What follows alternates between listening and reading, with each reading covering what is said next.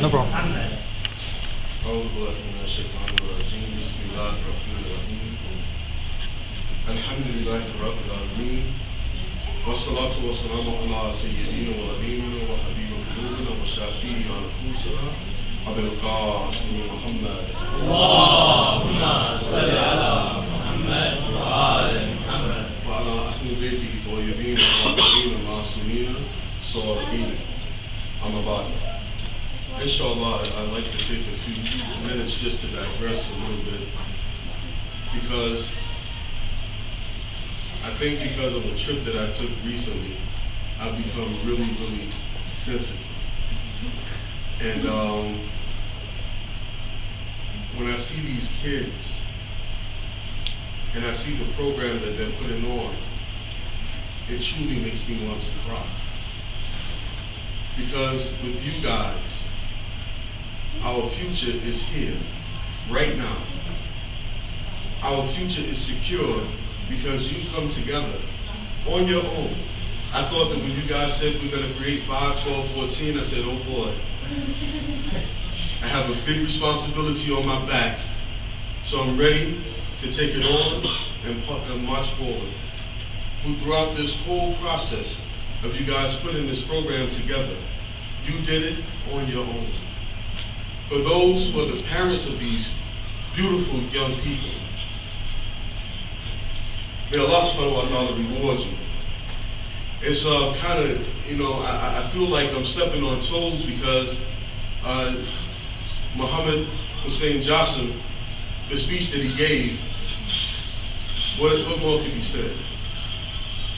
For the poetry that was given about love and love in a relationship, what else is there to be given? So today, I don't want to take up too much of your time, but because I was asked to say something, I will say a little something. And when Ali was talking about the group from 15 all the way up to 24, I am the 24-year-old. Inshallah, I'd like to begin with love. Many people who are not Muslims, when they think about the religion of Islam, the last thing to come to their mind is the concept of love. There are people who have this argument, these debates. They say, oh, your Allah has 99 names, and not one of those names is love. So we say, well, what about El-Wadud? Does that not mean love? Of course it does. Well, why don't you Muslims always talk about love like we do in Christianity? Well, let me give you a brief example of how it is. Ali said we have to have a certain type of tabligh. We have to give people information so that they are able to rebuttal these questions. The reason why Allah subhanahu wa ta'ala uses the word mercy all the time in the Holy Quran and not love is because love is subjective. With all of the people that are in this room right now, if we were to take one piece of paper and give it to you guys and say, give me your definition of love, each and every one of you would have a different definition. When we go to the dictionary and we begin to look up love, the love in the dictionary begins with lust. There's always something that deals with sexuality. When you go further on, it talks about the love of the parent or the love of God. But this love of God, how do you explain this love of God?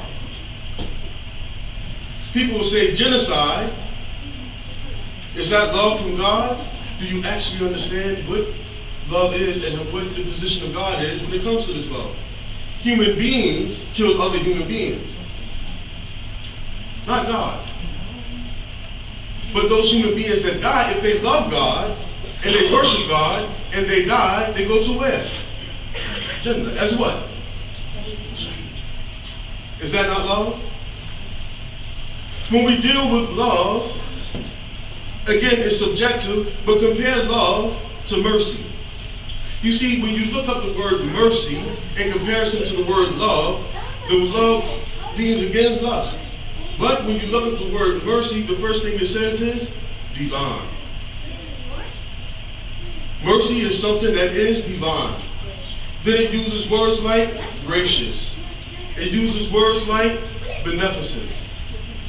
All of these words are used, why? Because it means that someone is giving of themselves and not looking for something in return. Allah subhanahu wa ta'ala is outside of us.